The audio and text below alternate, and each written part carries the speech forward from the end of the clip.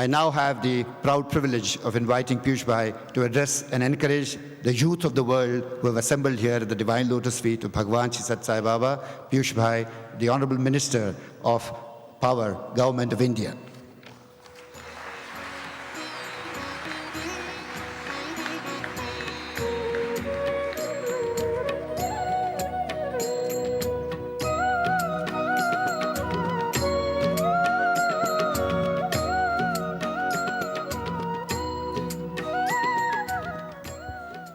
Thank you very much, Mr. Nimesh Pandya. Actually, you did call me Piyush Bhai, so I'm wondering whether you've already taken me out of the youth age. Not really the intention. But I think youth is in the mind, and I would love to remain a youth all through my life.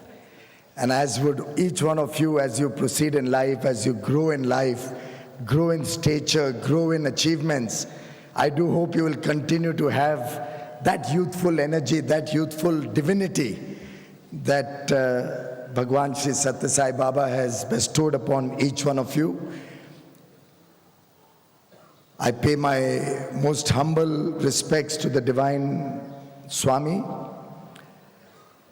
somebody whom I had only one occasion to see, not even meet. I was sitting there amongst other friends, I would think more than 15 years ago. Swamiji came by and there were very lovely kirtan, bhajans. But that one moment has left an indelible mark in my mind.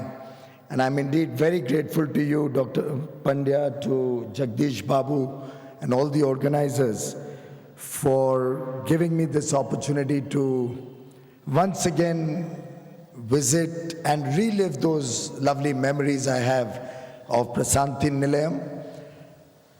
It was indeed a great privilege as I saw all the young children walk in from around the world, and one almost felt empowered with the strength of the room, with the power that was generated by all the young boys and girls in this room. My salutations to Swamiji and my best wishes to each one of you from all around the world who has come to participate in this festival of love, festival of joy, festival of divinity. And I do hope each one of you will take back not only great memories, but a great message from this 3-day deliberation. I thank Dr. Narendranath Reddy, the chairman of Prasanthi Council, for inviting me here. It's indeed very nice to have Dr. Palle Raghunath Reddy, the Honorable Minister from Andhra Pradesh, who's joined us this morning. The very illustrious Mr. Lakshman. In my young days, now that Nimesh Bhai has decided that I've gone past my youth, we idolized Lakshman for his great cricketing skills and for the glory and joy that he brought to each Indian when he was on the sporting field. It was lovely to hear Dr. Shivendra Kumar, who heads the youth as the International Youth Coordinator of the organization. All the distinguished trustees, devout devotees, distinguished ladies and gentlemen, young brothers and sisters, thank you very much for once again helping me relive my memory and in some sense pay a sense of gratitude, a debt of gratitude that I've always had for Swami Sathya Sai Babaji, who at one critical juncture in my life had impacted my own life, had impacted my future very deeply. And in some sense, it would not be wrong if I was to say that the very fact that I'm able to stand here today has in some sense a link to something that Bhagwan Shri Sathya Sai Babaji did in my life, for which I shall forever be grateful to him and to this organization.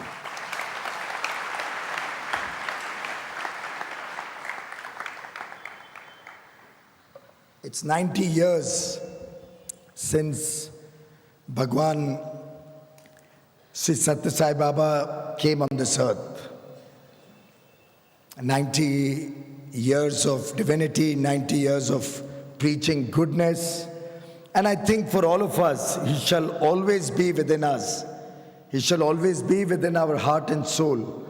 So I would think that Samadhi truly only helps us reignite our faith, helps us relive our good memories, helps us remember him with all the joy and happiness. And as I see his picture right in front of me, I think even today, he has that same twinkle in the eye and joy on his face, which every young person yearns for. And that is the image of Swami that I think we all carry in our heart and our minds. And that is the image that inspires all of us to look up to him, to worship him, to learn from him, and to follow his divine path. In some sense, I think he was born to re-establish the rhythm of righteousness and also repair many of the evils, many of the ills that our society was plagued with. Over the years, many good things have happened to our nation. Many unfortunate events have unfolded. I think it is the continued tradition of India that we respect our elders, we respect people of good thinking, we respect people who preach goodness on earth. And that respect and such holy people have in some sense catalyzed India's immense spiritual wealth in the service of humanity. And Swamiji, through his messages, and I had the privilege to just scan through this lovely book that you have brought out on this auspicious occasion, the 90 Divine Interactions. And to my mind, none of us needs to go beyond the 90 small snippets that are captured in this book. It's truly wonderful, each one of the small lessons. And sir, as you mentioned about power, I think the entire power lies over there.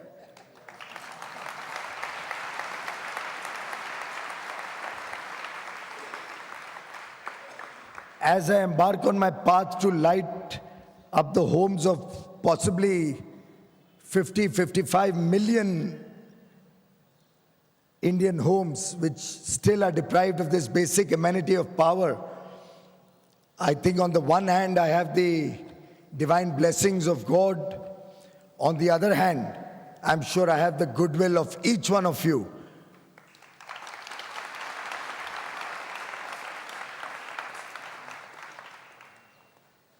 And on page 6, it does say the power is in his divine hands. And in that sense, at the ashram of Baba, which is spreading the importance of human values, particularly among the youth, I'm reminded of the words of George Bernard Shaw, which I disagree with. George Bernard Shaw had once said, "Youth is wasted on the young." I think looking at the strength of the young boys and girls present here, I think George Bernard Shaw has been proved wrong at Prasanthi Nilayam.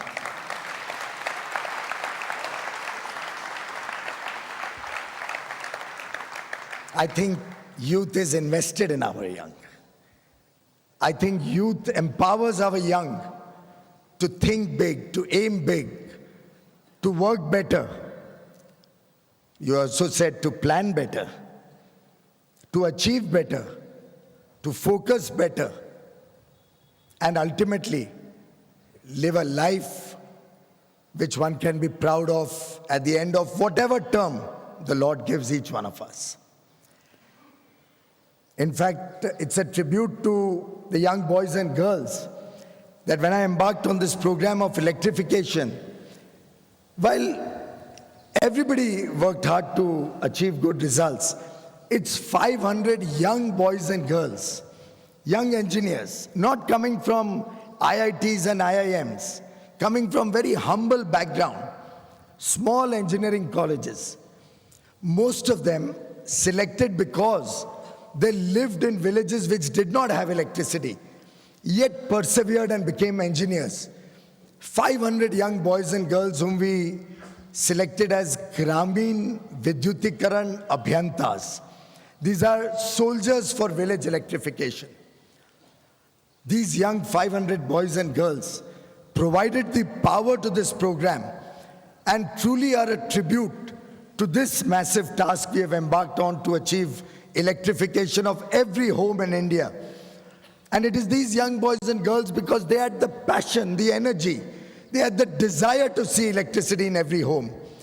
They had felt the absence of electricity in their childhood. They wanted to give back. They wanted to serve society. They wanted to participate in nation building. It's those young boys and girls who in some sense embody the power of youth, who reflect the power, the dynamism that's there in each one of you.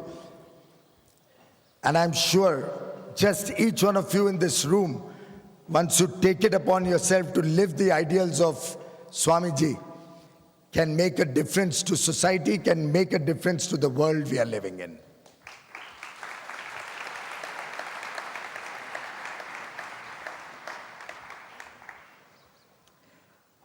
Veer Savarkar, Swatantra Veer Savarkar, who gave up his life in the service of this nation, who lived many, many rigorous years in Kalapani, the worst form of imprisonment that any lawyer could possibly get conviction for. And I quote from Veer Savarkar, "The path from De to Dev is via Desh." And for our friends from international borders, the path from the body to the soul, to divinity, is through your country. And I'm using this to draw further from what Mr. Nimish Pandya said about the 5 Ds that Swamiji preached.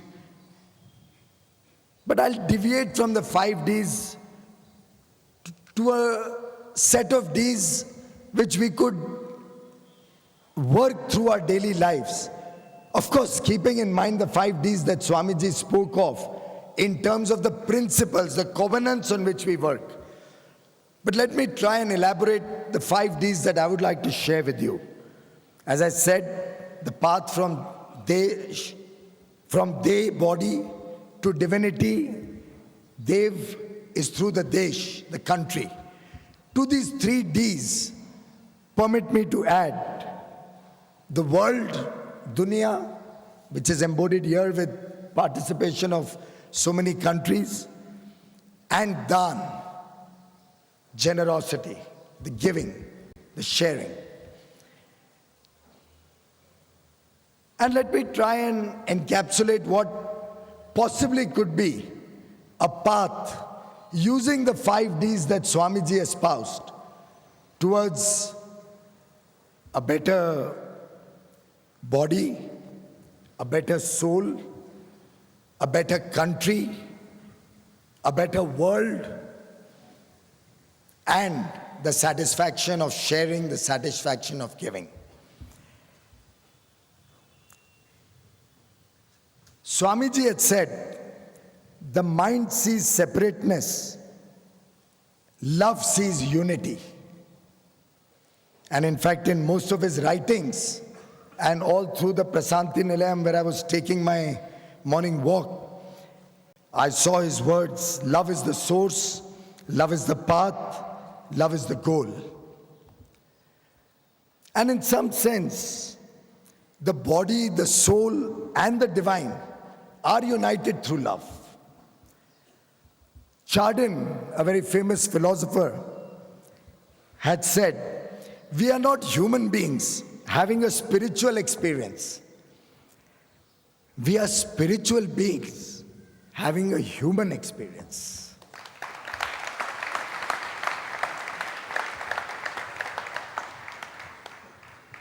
That spirituality is within each one of us. It's in our mind. It's in our thinking. It's in our lives.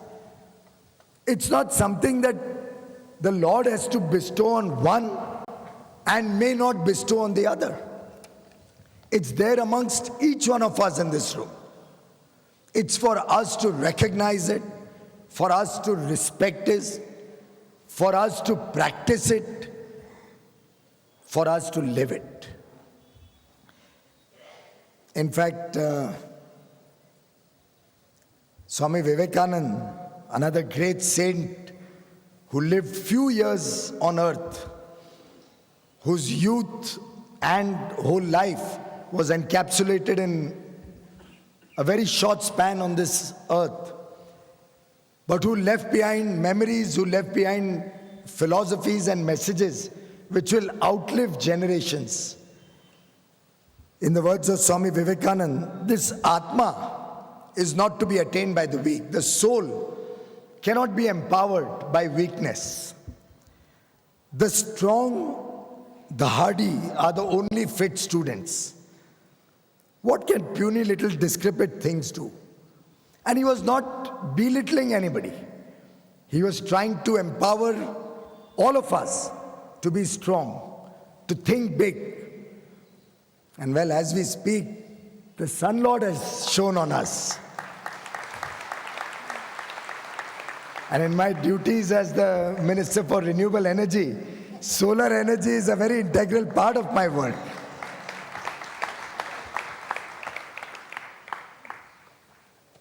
I think what Swami Vivekananda was possibly talking about was good health. Unless each one of us is healthy, and good health comes not only of the body, it's good health of the body, it's good health of the mind, it's good health of the soul. And in some sense, I think we have been given this human existence to be able to realize something divine. And I'm sure the lessons, the learnings that we have at this youth festival will give each one of us something to ponder about, something to reflect on as we go back to the real world after 3 days. And I'm sure the more each one of you works, the more each one of you works hard to take care of your body, to take care of, to make a healthy body out of your lives, you'll be able to serve the Lord, serve society in a far better manner, in a far fruitful manner. Love your country, Desh. After all, what can be a greater thing than respect for our country, than the desire to give back to our country? In fact, wasn't it Kennedy who said, ask not what the country can do for you, ask what you can do for the country. It's ultimately a life that we are leading where we can leave behind an unsung existence, or we can leave behind something in the footprints of time which you can be remembered by, which you can be looked up for. In fact, the Baba has observed, when there is harmony in the home, there will be order in the nation. When there is order in the nation, there will be peace in the world. And I think the fact that so many nations are represented here, each one of us desirous of peace and harmony in our homes, in our nations, collectively will result in peace in this world. I'm reminded of Dr. Shama Prasad Mukherjee, another illustrious son of the soil, who gave up his life so that India can be united, India can be one. He wanted each state in India to be one string, one pearl in a string of pearls, rather than scattered, disparate parts of India. He gave up his life to make Kashmir an integral part of India. It's unfortunate that today, many misguided youth are going down a wrong path in India and other parts of the world. Possibly it is time that the message of Swami is taken all across the world to the youth of the world, to come back to the path of peace, to come back to the path of harmony, to come back to the path of service to their nation, rather than getting lost in ways and means which can only lead to sadness, which can only lead to unhappiness. In fact, there are examples galore about people who have served the nation gloriously. Be it Swami Vivekananda, be it Mahatma Gandhi, who led the freedom struggle and without a drop of blood, through the path of Satyagraha, through a peaceful path, gave all of us independence, the 70th year of which we are celebrating this year. Be it Bal Gangadhar Tilak, who brought to this nation the celebration, the community celebration of Ganesh Chaturthi, Lord Ganesha's birth celebrations. And ladies and gentlemen, boys and girls, this is the 100th year of Sarvajanik Ganesh Utsav, the community celebration.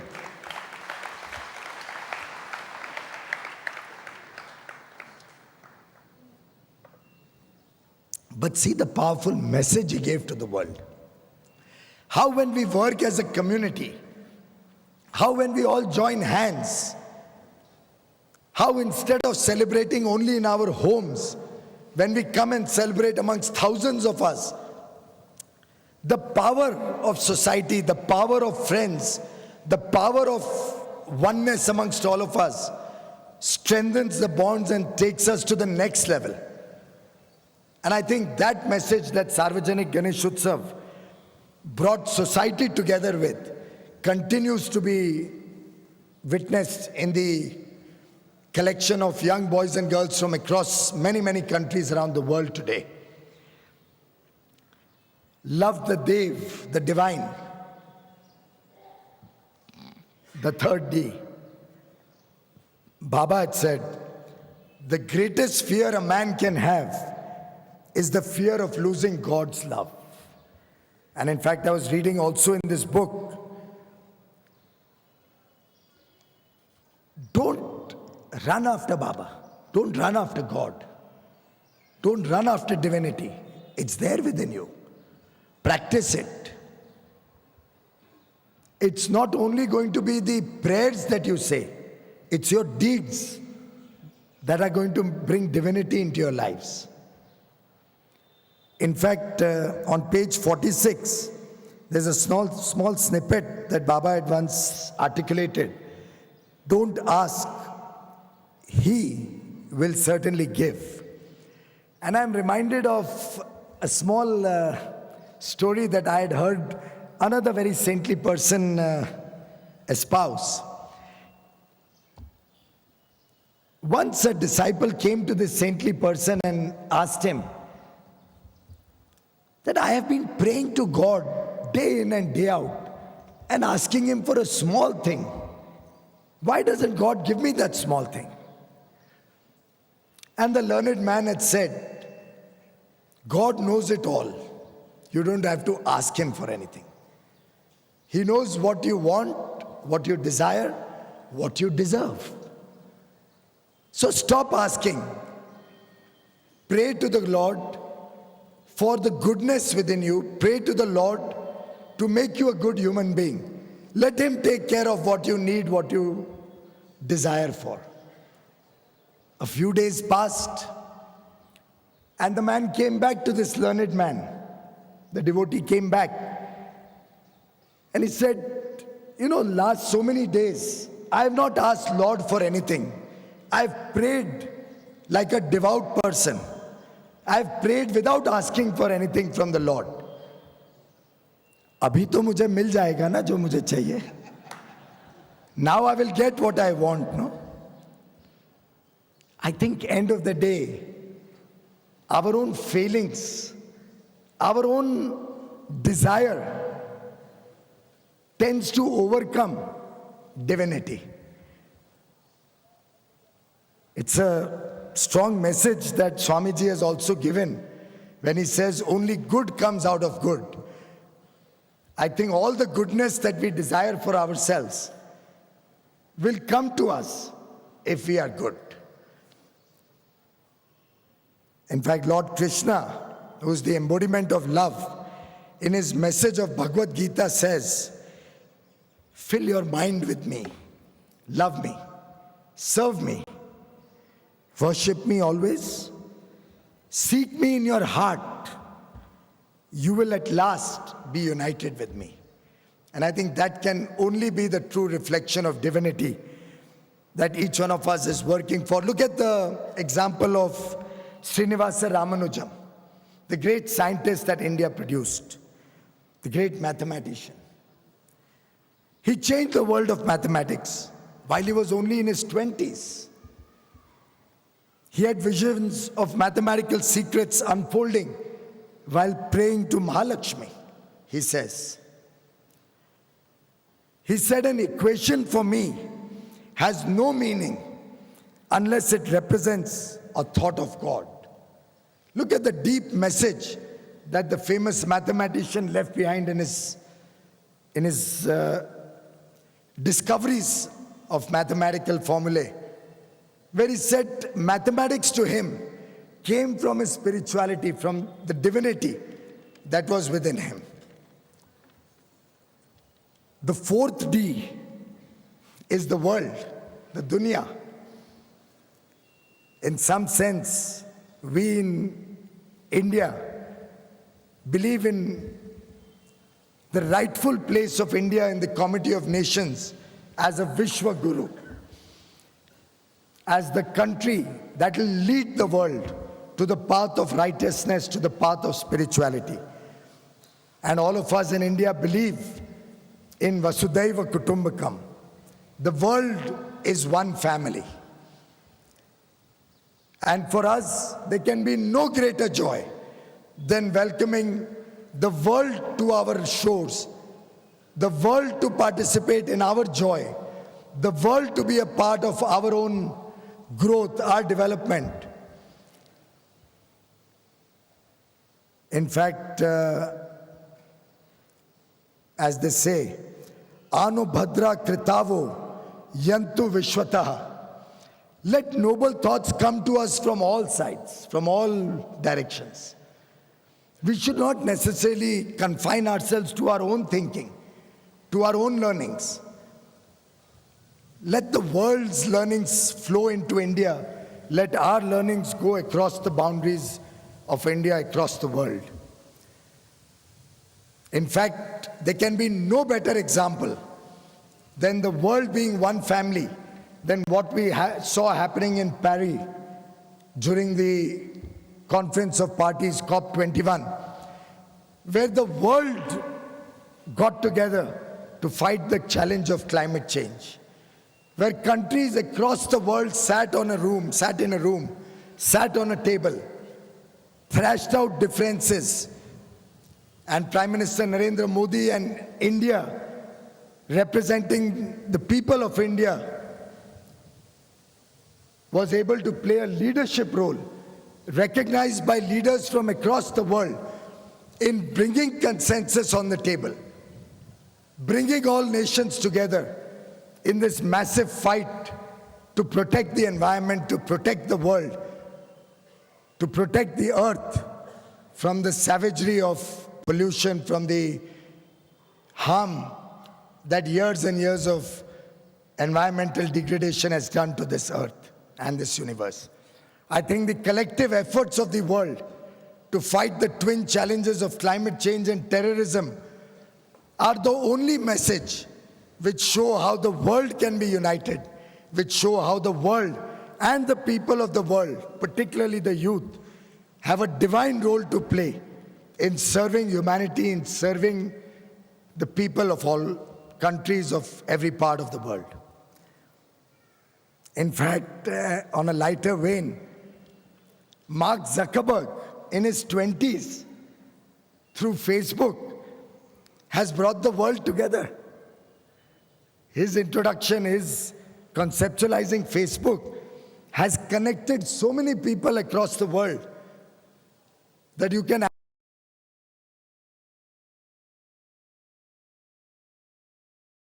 And this is the sort of connectivity that this world today yearns for, that is going to change the destiny of the world. The last D that I wanted to talk about was Seva, Dan, service to humanity.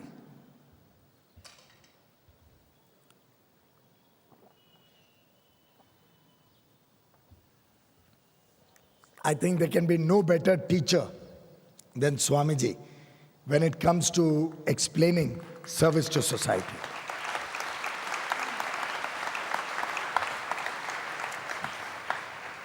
In fact, the Bhagavad Gita says, and I quote, "Strive constantly to serve for the welfare of the world.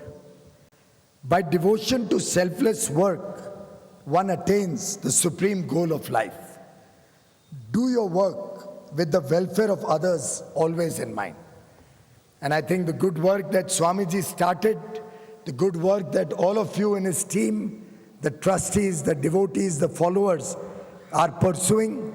I was informed nearly 13,000 villages, most of them in southern India, states which have often faced the scourge of drought, of lack of adequate water, are provided drinking water through the efforts of the organizations under Swamiji's, with Swamiji's blessings. I was told about the 700-800 schools that are being upgraded through the efforts of the devotees of Swamiji. I'm personally aware of children of my friends who have studied in the wonderful school where holistic education is imparted to the youth through their growing up years, through their years of early formation of thoughts, good deeds. Our own government is committed to the upliftment of the poorest of the poor, Antyodaya. We believe the last man at the bottom of the pyramid, the Daridra Narayan, is the focus of this government, is the person we have to work for, is the person who has the first right on the resources of this country. And I believe the collective efforts of all of us in this room can help us take the millions of people still deprived of a good home, still deprived of a basic amenity like power, clean drinking water, a bathroom, good schooling, medical facilities. I think if each one of us pledges to give a small part of his life, his time, mind you, I'm not talking about money. Money is never a constraint to do good. Money flows when you want to do good. It's your time, your effort, your commitment, your passion.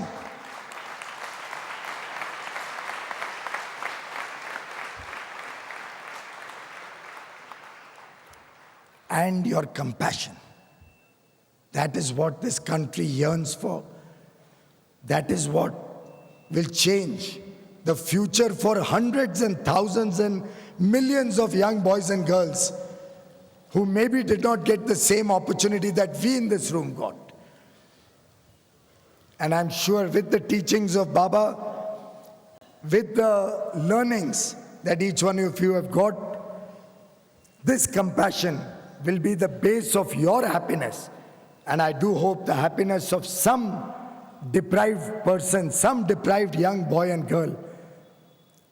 And there can be no greater happiness than impacting the lives of a poor man, than making a difference to somebody less privileged than you. I think all these lessons of love for the youth of India, for the youth of the world, if each one of us can adopt the 5 Ds that Swamiji had articulated in the service of humanity, in the service of your country, in the service of the world. True divinity and true happiness can only come from there.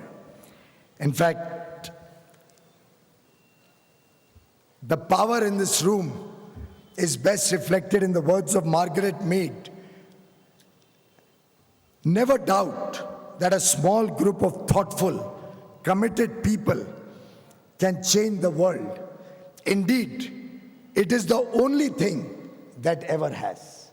And I believe the large following that the foundation, that the organization has, that the Sri Sathya Sai Baba organization has in India, across the world, and the power of each one of you in this room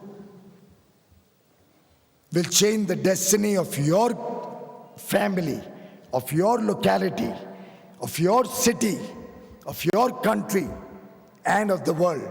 For each one of you has within yourself that power. Each one of you has within you that power to be the next Vivekananda, the next Mahatma, the next Ramanujam, the next true devotee of Sathya Sai Baba, who will change the destiny of this world, who will impact the future of this world. Each one of you has the divine spirit of Swamiji right inside you. I invoke that spirit in the service of society, in the service of the world. Thank you very much for this opportunity.